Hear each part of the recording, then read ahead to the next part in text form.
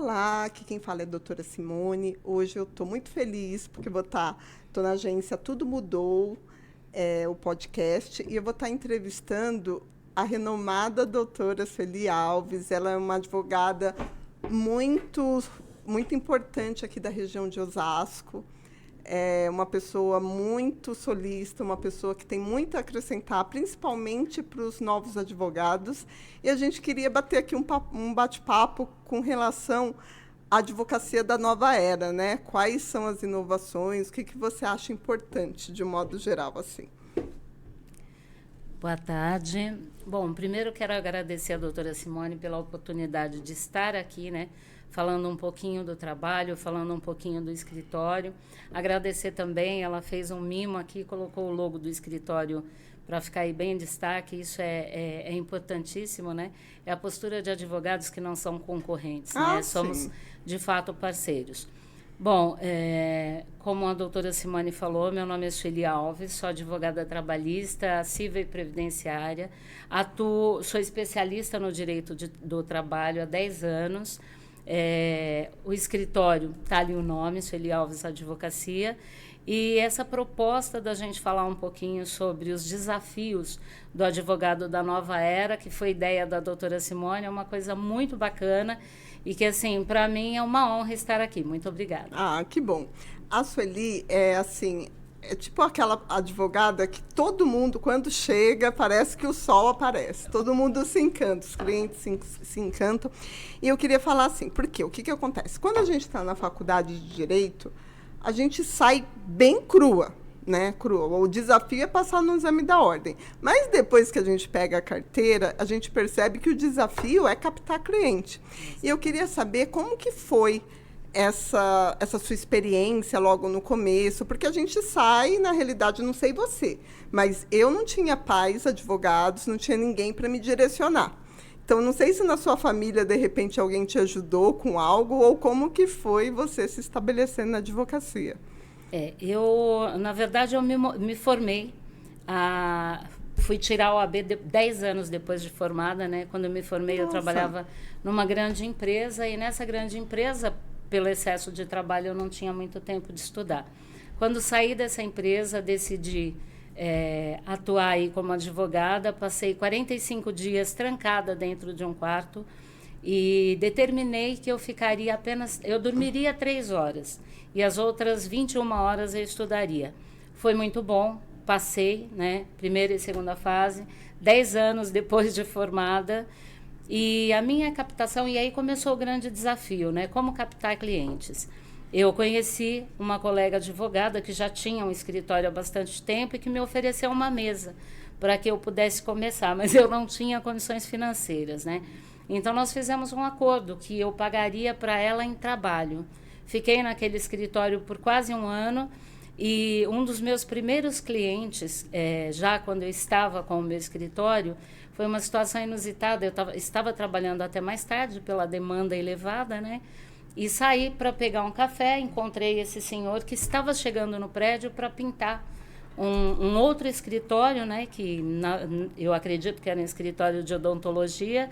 E no corredor, eu estava vindo com o café, ofereci um café para ele, até porque era um café grande, ofereci dividir, ele falou, não sei se eu posso aceitar. Eu falei, claro que pode, né? E aí dividimos esse café e ele me perguntou o que eu fazia, que eu estava até aquela hora no prédio. E eu expliquei para ele que eu era advogada, e como era advogada nova, eu ainda estava ali estudando, né, o máximo de um caso que eu tinha pego. E ele me perguntou se poderia voltar no dia seguinte, se eu trabalhava com reclamante, porque ele trabalhou numa empresa que dispensou todo mundo e não pagou ninguém. E eu disse para ele que poderia, né? E no dia seguinte, marcamos às 10 horas, no dia seguinte, às 10 horas da manhã, a portaria do prédio me chamou, era uma sala pequena, minha sala, e falou, doutora, estou aqui com um cliente que agendou com a doutora às 10 horas, mas ele está com mais 20 pessoas. E para mim foi uma grata surpresa, mas não consegui atender todos de uma única vez. Eles subiram de 3 em 3, de 4 em 4, que a sala era pequena. E a partir daí começou, felizmente, né, não tive muita dificuldade com a captação, porque eles foram os multiplicadores, né? Eles multiplicaram sempre, olha, quem me indicou foi essa pessoa, essa. E hoje, passados quase 10 anos, foi lá que começou tudo, com aquele um cliente que virou 20. O famoso boca a boca, O né? famoso boca a boca. Foi o start. Exatamente. Mas e hoje, como que você vê, se você fosse uma pessoa um pouco mais tímida, se você não tivesse essa iniciativa de oferecer o café, como que você vê esses novos advogados que estão entrando no mercado, formas de conseguir clientes, esses primeiros clientes? Eu entendo que hoje a gente tem um mercado bem mais competitivo e nós temos também advogados que trabalham hoje muito com tráfego pago, que montam páginas na internet. A concorrência, de fato, hoje ela é um pouco mais cruel, né, com o advogado iniciante. Mas o que eu sugiro para os iniciantes? Primeiramente, parcerias, né? Ainda que você não tenha clientes, que você não tenha o que oferecer numa parceria, como, eu tenho uma carteira, coisas do tipo, ofereça seus trabalhos, né? Estude o advogado que você quer oferecer uma parceria, veja qual a área que ele atua e ofereça parcerias. Ainda que no começo essas parcerias elas te tragam um percentual bastante inferior ao que aquele advogado vai te propor, mas é uma forma de você entrar no mercado de trabalho e já com um advogado que tem um certo reconhecimento, né? O que eu sugiro também é você ter uma página na internet, uma página clara, uma página onde você estude bastante e você forneça conteúdo, mas conteúdo de qualidade, né? Embora as pessoas acreditem que o TikTok e todas essas plataformas são só para brincadeira, né? Instagram, Facebook, para você postar o prato de comida ou a sua viagem, embora isso também seja importante, né? É sempre importante você mostrar que você é um ser humano de verdade, mas essas plataformas, elas têm um perfil maravilhoso, né? Uma função, aliás, de comércio, né? É ali que você vai se vender, né? Você vende o seu trabalho, o seu conhecimento. Hoje as pessoas vendem nessas plataformas qualquer coisa, né? Até a mãe que teve 10 filhos e aprendeu como fazer o bebê dormir com aquela roupa, eu vi esses dias que achei bastante interessante, fez um boneco de crochê com um braço que punha por cima do bebê. Então eu acho que hoje a internet ela é uma ferramenta poderosíssima. No passado, tanto um escritório de advocacia quanto uma loja, uma doceria, ela abrangia somente o quadrado onde ela estava instalada, né? Quando muito, todo o bairro dela, e se fosse uma cidade de interior, ela poderia até se tornar conhecida em toda aquela cidade. Hoje não, hoje você pode ser conhecido mundialmente. Então você precisa utilizar essas ferramentas para se vender. E já até adiantando, porque me perguntam muito, mas doutora, a senhora não acha que esse mercado está saturado ou logo, logo vai saturar? Não, não acho. Né? Por que eu não acho? Porque veja quantas pessoas com qualidade de fato estão nessas plataformas. Né? Nós temos muitas pessoas vendendo sem qualidade nenhuma. E nós temos profissionais vendendo bons trabalhos em todas as áreas, né? E aí não seria só na área jurídica. Em todas as áreas nós temos professores que dão aulas maravilhosas. Inclusive professores que desconstroem aquela forma de ensinar que você senta todo mundo em fileirinha e as crianças parecem que estão sendo criadas ali, treinadas, né? Para seguir aquilo e não para criar. E hoje a gente vive uma realidade diferente, né? Na nossa época, doutora, ao menos na minha, né? Eu sou da época que a gente se espelhava no bombeiro, no policial, no professor, né? Hoje as nossas crianças se espelham nas redes sociais. Então, o que se coloca lá tem que ser muito bem pensado, né? Sim, é verdade. As pessoas precisam postar com muita responsabilidade. Sim, você falou algo bem curioso para mim. Primeiro, você falou das parcerias com outros advogados, o que eu acho muito importante. Então, ou seja, você fez do seu concorrente o seu parceiro. Sim. E isso, embora traga, igual você falou, uns honorários divididos, e quem fica com a maior parte é o advogado iniciante, porque ele não tem, às vezes ele não tem um cliente do advogado conceituado, há um grande benefício, porque o que você precisa quando você se forma? Você precisa que as pessoas conheçam o seu trabalho e você precisa de trabalho. Exatamente. Então, é a oportunidade de você estar tendo experiência, ainda que, para isso, você tenha que trabalhar mais. Então, eu acho que no início de carreira, eu fiquei até além do tempo esperado nessa proposta. Mas eu agradeço muito ter feito dos meus concorrentes os meus parceiros, porque isso fez com que aumentasse a qualidade do meu trabalho. Porque, na realidade, os meus parceiros viraram multiplicadores. Sim. Né? E, assim, por mais que você tenha a rede social, no começo você tem que ter uma certa experiência. Então, não dá para... assim, né? Eu acho que até daria para você postar conteúdo, mas você tinha que também ter uma certa experiência. Então, você pode fazer essas coisas simultâneas.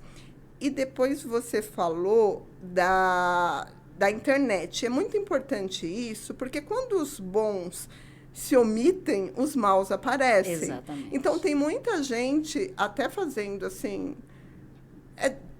popularizando demais o direito, algumas pessoas influentes que até as pessoas até falam, olha, nem parece advogada, às vezes xingando. Então, assim, por quê? Porque a gente fica quieto. Né? Os bons profissionais ficam quietos e vira uma banalização. Exatamente. E também, a gente tem a vedação da OAB, né? Diferente de outras profissões que você pode falar, olha, vá para o meu escritório, eu faço isso, faço aquilo... Contrate um carro de som, a OAB não dá. Não dá. O que eu acho que poderia. A gente pode transmitir conteúdo, mas a gente não tem tem um código de ética que ainda assim, em plena situação, hoje, ainda tem várias proibições, o que limita bastante. Eu acho, a doutora falou em carro de som, né? Eu acho que hoje, não, de fato, hoje as redes sociais, elas já são um carro de som, né? Sim. Eu acho que as pessoas vão lá, mostram o potencial, mostram o trabalho, e eu acho isso fantástico, porque o cliente consegue, é como um produto, né? Porque o advogado, assim como o psicólogo, o médico, ele tem que criar uma certa sinergia com o cliente dele, né? Então, se o cliente te vê na internet e ele cria uma certa sintonia, ele se identifica com você, ele te procura. E essa é uma das razões que eu digo que não é um mercado que está escasso. Porque por mais que um determinado advogado seja especialista em uma área, ele pode, de alguma forma, não me agradar, né? E as pessoas, muitas vezes, num primeiro contato, a gente tem mania de, às vezes, olhar para uma pessoa e falar, não sei, o meu santo não bateu com de tal pessoa, né? Isso acontece também no mundo jurídico e em qualquer outra área. Então, é importante a gente ter a certeza de que se expor nas redes sociais e quantas pessoas mais a gente puder levar para esse mundo, porque o mundo hoje ele está de fato na palma da sua mão. Né? Quem está dentro do celular está no mundo, quem não está ali não está em lugar nenhum. Acho que os advogados antigos, conheço alguns que sofreram bastante, né, com esse posicionamento digital hoje que todo mundo vai vender na internet, então acabam ficando fora desse mercado. Mas se você colocar lá uma matéria com responsabilidade, e se você tiver uma frequência, o seu carro de som é esse. Sim. Né? O seu carro de som é esse. E com relação a parcerias, eu acho importantíssimo, como a doutora disse, fazer parceria com colegas. Por quê? Não só pelo fato de você... eu sou advogada trabalhista e faço parceria com advogado previdenciário ou com outro tipo de advogado. Isso é importante porque, assim, primeiro, é importante você caminhar com outras pessoas. Sim. Né? Eu correndo aqui também, o risco de assassinar a frase de Clarice Lispector, se é que é dela mesmo, se você quiser ir longe, vá acompanhado, né? Se quiser ir rápido, vai sozinho. Sim. Então, eu acho que essas parcerias, elas são importantíssimas. Você fazer network, você dividir com colegas, você ter uma rede de apoio de outros advogados, porque na nossa área, nós estudamos constantemente, estudamos todos os dias, praticamente o dia todo, e ainda assim é impossível estar 100% atualizado. Então, os colegas, eles servem até para nos alertar, às vezes, num bate-papo, num café descontraído, olha, você viu tal mudança? Nossa, não vi ainda, ó, publicaram hoje. Então, eu sempre acredito que as parcerias e as conexões que você faz, elas são enriquecedoras, e não só com profissionais da sua área, né? E explico por que não só com profissionais da sua área. Porque é importante o advogado ter uma rede de apoio, de relacionamento com médicos, por exemplo. O que nós temos de acidente trabalhista, que muitas vezes, no momento de uma perícia, identifica assim, não tem relação. Como não tem relação, né? Uma síndrome, uma depressão, uma síndrome de Burnout, que é assim que se pronuncia, né? São síndromes que, ainda que detectadas e identificadas por profissionais que trabalharam por 10, 15 anos em determinadas empresas, o perito, muitas vezes, diz que não tem relação com aquele trabalho executado. E é muito difícil. É uma dificuldade que eu tenho no meu escritório, que parece que já tem laudos feitos. Exatamente. E daí você, além de ter que ter todo um estudo jurídico, você tem que ter um estudo médico para saber que uma craniomalácia no joelho, por exemplo, tem a ver com uma pessoa que fica 15 horas sentado numa posição que não dá para você ter movimento. Exatamente. Entendeu? Então, assim, você tem que ainda, assim, ser um profissional versátil no sentido de ir para outras áreas. Por quê? O direito em si, a jurisprudência em si, 70% o juiz sabe, porque ele vê isso todo dia. Mas é no detalhe que você vai conseguir destituir um laudo, por exemplo. Exatamente. É no detalhe que você vai conseguir, por exemplo, entrar no Instagram da parte contrária e colocar uma prova lá. E hoje em dia acontece muito isso. Eu até tenho um vídeo que fala das provas digitais. Mas, assim, para não fugir muito, e eu vi que você tem um livro publicado, né, que você está publicando. Na verdade eu tenho sim um livro, eu costumo dizer que ele está no forno, né? O livro já está escrito, o livro já está escrito e concluído.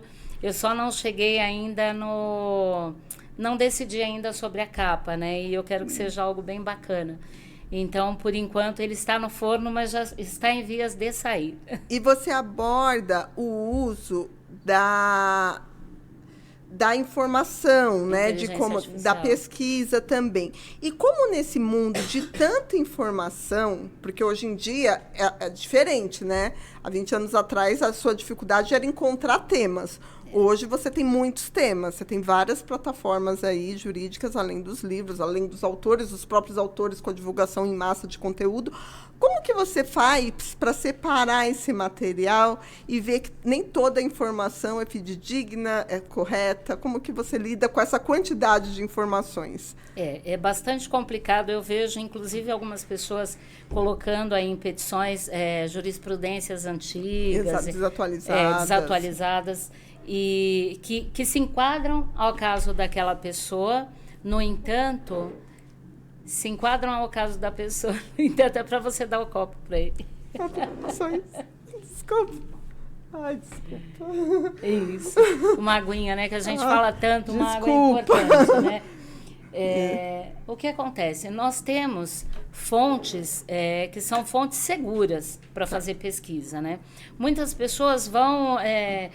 nós temos uma infinidade de fontes, por exemplo, o Jus Brasil, dentre outras, onde você tem, de fato, jurisprudências e decisões que, de fato, aconteceram, mas nem sempre elas são atualizadas. E, às vezes, o profissional do direito, ele não se atenta a isso, né? Hoje, você precisa buscar as decisões mais atualizadas, inclusive, você encontrar uma decisão atualizada não quer dizer que ela seja a mais correta, Exatamente. Não quer dizer que ela seja a melhor, né? Nós temos aí vários tribunais e é muito importante que você consulte não só nos tribunais da região onde você trabalha, né? É importante que você procure em outras comarcas, em outros estados, para que você possa entender o que, se alguém está inovando em relação àquele entendimento, porque pode ser muito importante para você. Então, tese, né? O profissional do direito, para ele juntar qualquer jurisprudência, primeiro ele precisa estudar, eu brinco que ele tem que estudar 10. Né? Das 10 ele vai achar que 3 não servem e 7 ele vai ficar se matando para tentar descobrir qual delas escolher. Mas ele precisa buscar essa informação não só dentro do quintal dele, né? Ele precisa expandir um pouco o conhecimento.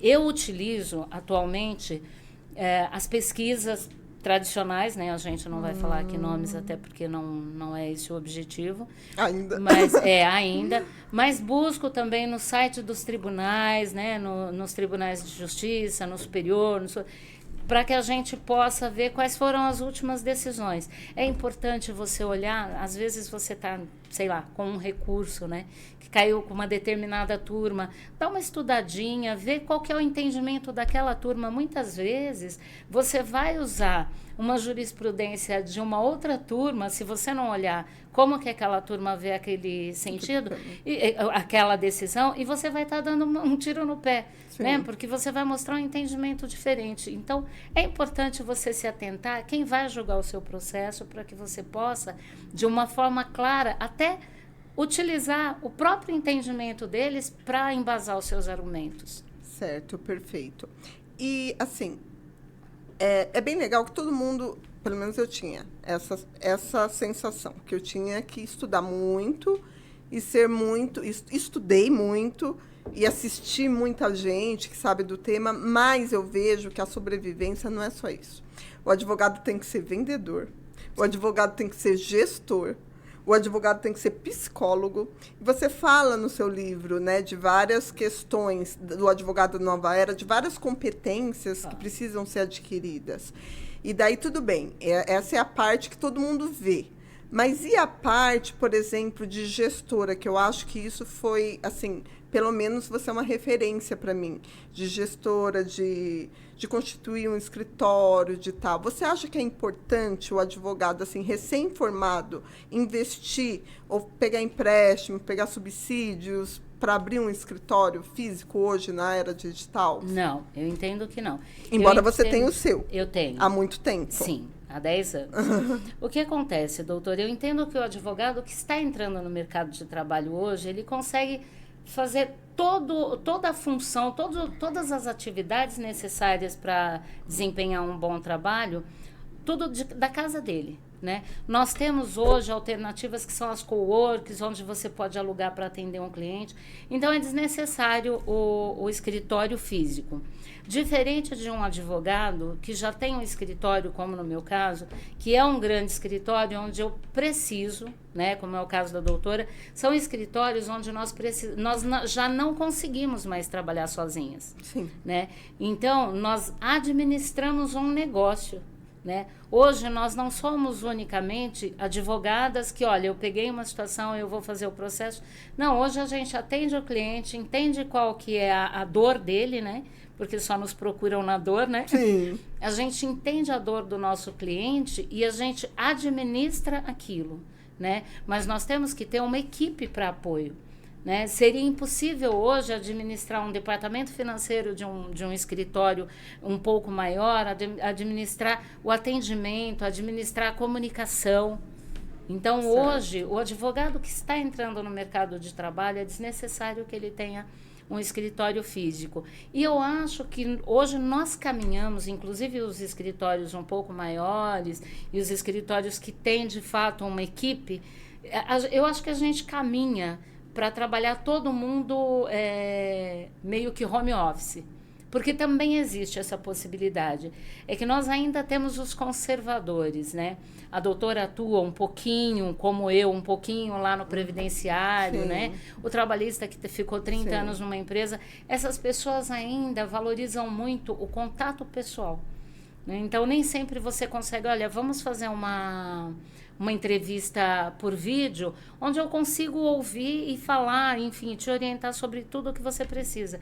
Muitos deles querem vir ao seu escritório com aquela bolsinha com documento dos 30 anos que eles trabalharam, te mostrar folha por folha, e nós precisamos ainda atender essa demanda, né? Então, é importante ainda atender essas pessoas. É importante o físico. Muito embora o advogado que está chegando nesse universo, se ele atender um cliente desse, ele pode perfeitamente locar uma sala de cowork por 1 ou 2 horas, o custo para ele será bastante reduzido e ele também consegue atender esse público. Muito legal, muito legal. Mas, assim, você fala... a gente vê até, inclusive, e isso acho que para mim foi um divisor de águas, principalmente no atendimento, quando na pandemia os juízes começaram a inovar nas audiências virtuais. Que, para mim, na minha opinião, não sei por que acabou. Porque era muito prática. É claro que existem casos que você, por exemplo, tem 3 testemunhas para ouvir. Você não tem como garantir que essas testemunhas estão em lugares idôneos, né? Que você não tem um advogado mesmo, que existe isso aqui é Brasil, e se fosse no mundo inteiro, existe... Né, maus profissionais que fala isso, induz a testemunha. Então, você não tem garantia. Para essas instruções de 3 oitivas de cada lado, eu acho que online fica prejudicado. Mas audiências que a gente chega, que vai para a perícia, que só pergunta se tem proposta de acordo ou não, penso o porquê fazer de forma presencial. Aí a gente... Quando voltou, pelo menos alguns juízes, eu já sentei na mesa e eu me senti desrespeitada. Porque, por exemplo, às vezes eu estou lá numa comarca muito longe de Guarulhos, meu escritório é em Osasco, eu vou até para Guarulhos, eu me desloco o meu reclamante, que é hipossuficiente, que mal tem dinheiro para passagem para chegar lá, e sento na mesa de audiência e o juiz está por videoconferência. Você já aconteceu isso comigo? Já. E isso eu me sinto desrespeitada, porque embora na Constituição fale que não tem hierarquia, isso é uma crítica que eu faço, porque tem, na prática tem. Então, assim, até a gente foi para outro assunto, mas, assim, o que estava se falando é da modernidade, de poder ir. Se naquela época o reclamante pode ser ouvido numa audiência, por que a gente não utiliza mais, né? Não os educa essa população, porque antes, assim, as pessoas, elas adquirem habilidades conforme o interesse. Todo mundo sabe mexer no WhatsApp, hoje todo mundo sabe fazer um Pix, hoje todo mundo sabe fazer um vídeo. Então, assim, eu acho que ainda é uma situação da gente educar o nosso cliente para ser esse atendimento virtual, porque eu acho que otimiza tanto o trabalho. E a gente sabe que alguns clientes também, a gente fica muito vulnerável na advocacia para estar atendendo ainda de forma presencial. Nós não fazemos advocacia criminal, mas tem toda até uma situação de segurança, né? Então, sem dúvida, não é só no criminal que existem criminosos, né? Exatamente. Linda frase. Muito, muito real. O que acontece, doutora, com relação às audiências, né? Eu também acredito que nós estivemos aí num momento muito bom na época da pandemia. Eu acredito, eu até acho que deveria ser assim, né? Muito embora a teologia seja uma ciência inexata, mas eu acho, de fato, que as audiências iniciais ou que demandam uma perícia, que nós sabemos, temos o conhecimento na área trabalhista, que essa audiência não vai continuar, elas poderiam já de início, no momento que você cadastra aquele processo no sistema, ela já poderia ser agendada por videoconferência.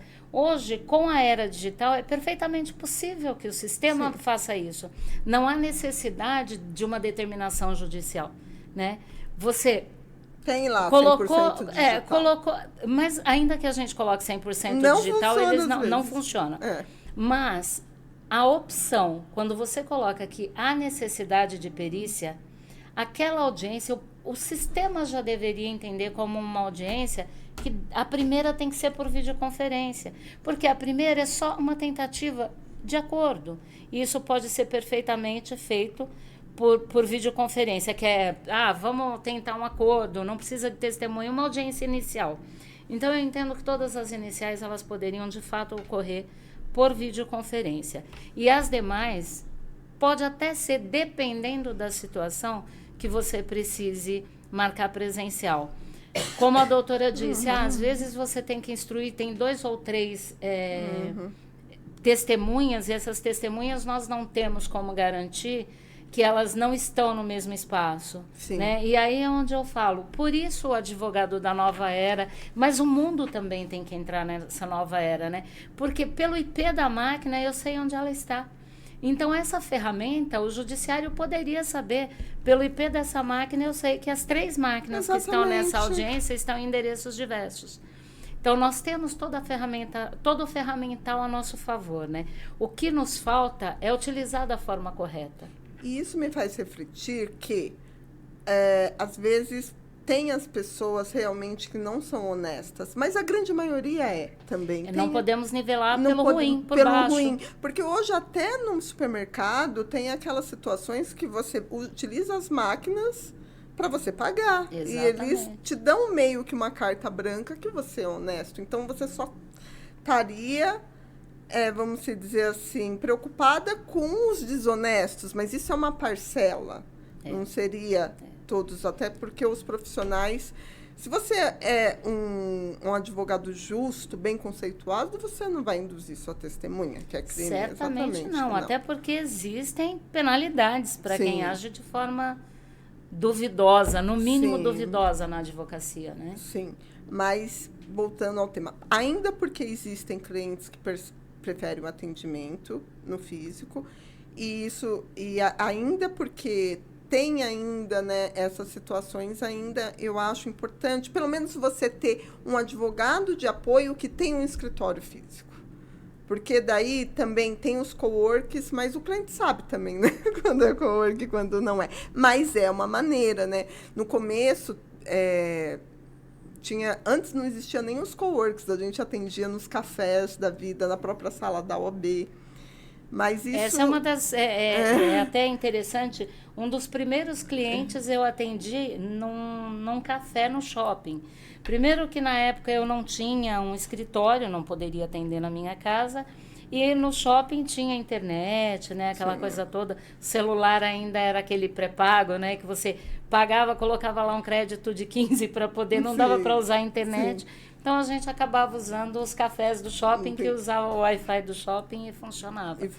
Mas hoje já não existe mais essa dificuldade, né? Certo. E outra coisa que muita gente reclama, né? A gente vê, infelizmente, alguns profissionais indo para outras áreas porque não conseguem sucesso na advocacia.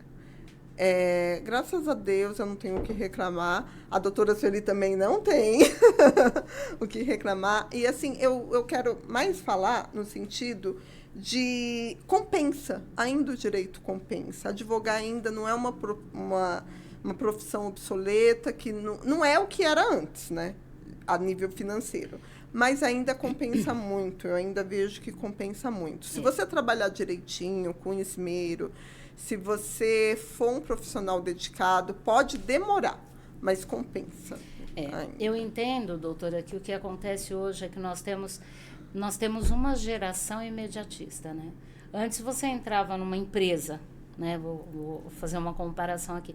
Você entrava para trabalhar em uma empresa e você ficava nessa empresa ali por 5, 10, 15 anos, almejando uma promoção, e chegava ali num nível de coordenador, gerente, os que se empenhavam por mais tempo e de uma forma mais assertiva chegavam à diretoria.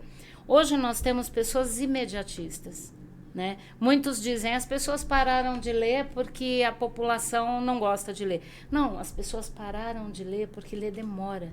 É verdade. As pessoas não leem palavras inteiras. É verdade. Veja que você tem hoje nas redes sociais, no WhatsApp.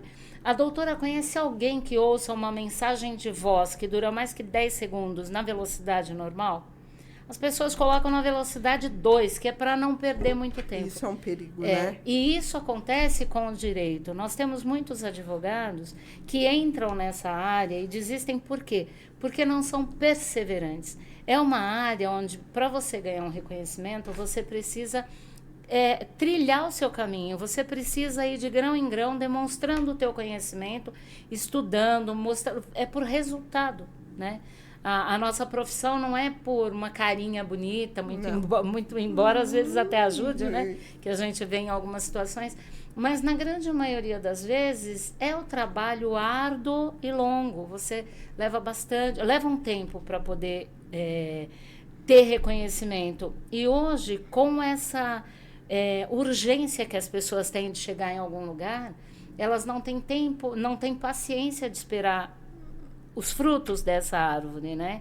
Assim como as pessoas entram nas empresas hoje, se elas ficarem 6 meses e não houver nenhum tipo de incentivo, seja ele financeiro ou algum impulso profissional, eu deixei de ser o atendente, no caso do telemarketing, para ser o apoio, ou para ser o coordenador, ou para ser o supervisor.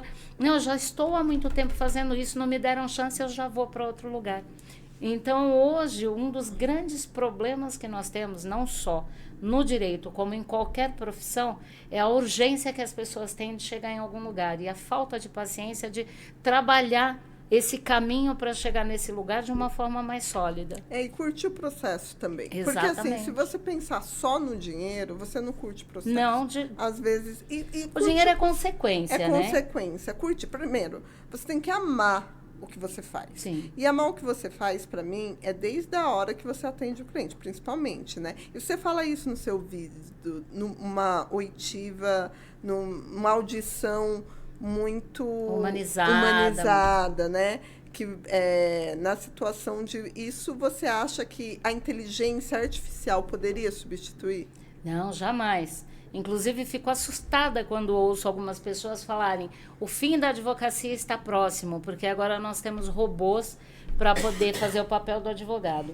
Um robô nunca vai substituir um advogado. A inteligência artificial ela é importantíssima, mas ela é importantíssima para fazer os trabalhos recorrentes, para preencher uma petição, te fazer uns quesitos de uma perícia, fazer um contrato, preencher um contrato. Que você já tinha analisado previamente. Essas coisas ela consegue fazer, mas analisar o caso concreto ela jamais consegue. Se você pedir para a inteligência artificial te responder algo que não existe, ela está preparada para dar respostas, então ela vai te achar uma resposta, né? A inteligência artificial, e já fiz vários testes, ela pode inclusive te trazer a fundamentação errada dentro de um... Então, o advogado, essa história de que o advogado vai ser extinto por conta da inteligência artificial, não vai. Ela vai facilitar a vida daqueles que aprenderem a usar ela em favor. Otimizar, né? Exatamente. Então, ela facilita, ela otimiza a vida do advogado que aprender a se posicionar, né? É o posicionamento do advogado da nova era, é o posicionamento no mundo digital, é o posicionamento também através do marketing digital. Mas substituir a nossa profissão é impossível, assim como ela jamais vai substituir a profissão de um médico. Sim, sim. É igual as pessoas acham, né? A mesma coisa de dar um Google lá, não precisa ir no médico. Não é a mesma coisa. Não. O Dr. Google responde. O Dr. Google responde, isso não existe. Mas, inclusive, teve até um caso polêmico não sei se você viu, de um juiz que indeferiu a petição inicial de um advogado porque ela foi feita 100% através de um facilitador, né? No caso, de uma inteligência artificial. Então, assim, não é tudo. Não dá para você também achar que a inteligência artificial vai tocar seu escritório e você vai ficar dormindo e o honorário vai vir na sua conta, né? Eu entendo que não há nenhuma proibição de que seja feita 100% no digital. No entanto, é importante que se faça uma revisão, né? Certo. Se você só deixar que a inteligência artificial faça, é algo muito mecânico, né? Certamente ela não vai no cerne da questão. E não vai fazer com que você ganhe aquele processo. Porque o juiz também sabe disso. Sim, você precisa, inclusive, aquilo que a inteligência artificial faz, você precisa revisar. Né? Então, precisa colocar um pouco de sentimento naquilo. E para você revisar, você tem que saber fazer. Sim. Então, eu acho que a inteligência artificial não vai... o caminho eu sei fazer, quero ganhar um pouco mais de tempo e vou otimizar a minha advocacia. E não o contrário, sim, eu não sei fazer... E mando ela fazer. Ela faz, eu peticiono e o dinheiro entra, igual as pessoas pensam. De fato, essa sua observação é muito importante. Eu preciso saber fazer até para saber pedir. Se eu não souber pedir, exatamente, ela não vai responder aquilo que eu imagino. Como tudo na vida. E, por fim, doutora, eu queria falar, até pela insegurança de alguns advogados, que eu também já vi o seu material muito bem escrito, sobre a inteligência emocional na advocacia, que eu acho isso fundamental. Porque, no começo, você não tem a segurança adequada. Você acha que nunca você sabe tudo. E você não sabe Não tudo. sabe. Isso é uma condição. Jamais Se saberemos. acostume com isso. Mas como que o advogado tem que trabalhar, por fim, o último tópico que eu queria abordar com a doutora, como que o advogado tem que trabalhar o aspecto da inteligência emocional para ser advogado? E exemplos. A primeira coisa, doutora, é estar sempre, se ver como a pessoa que está ali para solucionar, não se ver como parte no processo. Né? Eu vejo muitos advogados se sentindo parte dentro do processo e querendo mencionar como se eles estivessem falando na primeira pessoa. Certo, né? Eles sofrem certo, com aquilo. Então, o principal da inteligência emocional é quando sentar numa mesa de audiência, você ter a certeza de que quem está do outro lado, na mesma direção que você, como advogado, ele é seu colega. Né? Ele é seu colega de profissão. Naquele momento, vocês até estão em campos opostos, né? Estão em times adversários, mas vocês são colegas. E o que eu aconselho a todos os colegas é que eles tratem com respeito quem está do outro lado, seja um advogado renomado ou seja um iniciante. Certo, eu já participei de audiências onde eu percebi que era a primeira audiência do colega. E eu acho que é de bom tom você respeitar. Você não precisa perder o processo, fazer coisa errada para... Mas você precisa respeitar o colega. Uma questão de empatia também, sim, não próximo. Se você perceber que o colega está atrapalhado, está confuso, aconteceu uma situação da advogada levantar e sair chorando. Nossa. Né? E o juiz meio que perdeu fazer o quê, né? E é interessante porque todos os presentes falaram, olha, a gente pode suspender 5 minutinhos, vamos esperar ela voltar, ela voltou, tudo bem agora e tal. Voltou para a sala, terminamos a audiência, ela estava muito nervosa. Isso pode acontecer com qualquer um, não só com o iniciante, pode acontecer com alguém que não está num bom momento. Às vezes, nós, enquanto advogados, às vezes acontece alguma situação bastante delicada minutos antes de uma audiência. E você não pode dizer, aconteceu isso, eu estou indo embora. Não pode prejudicar o seu cliente. Você precisa respirar fundo, entender que aquele momento, todo o resto tem que ser esquecido, você vai estar 100% naquele ato e depois você resolve outras coisas. Sim. Então, para ter a inteligência emocional adequada, é você ter sempre na sua cabeça que quem está do outro lado é seu colega de profissão, né? Importante. Exato. E que você não é parte no processo. Você está ali para dar o seu melhor. E a certeza de que nem sempre a gente vai dar o melhor e vai ter a solução de acordo com o que nós imaginávamos. Certo. E, por fim, queria que a doutora falasse o seu Instagram, porque eu vejo que a doutora publica bastante conteúdos bem relevantes, né? E falar também do seu escritório, onde que a doutora atende, por fim. Meu Instagram é @SueliAlvesAdvocacia. Meu escritório fica em Osasco, na Avenida dos Autonomistas, 896. Então, tá bom. Precisando, vocês trabalham com direito trabalhista? Trabalhista, civil e previdenciário. Perfeito, nós temos uma equipe doutora. de profissionais qualificados e especialistas em todas essas áreas. Sempre. Eu ratifico aí, porque a doutora Sueli é de muita qualidade, os trabalhos dela, eu a respeito como profissional. E foi um prazer. Prazer foi meu, doutora. Então, tá que bom. bom. E o nervosismo.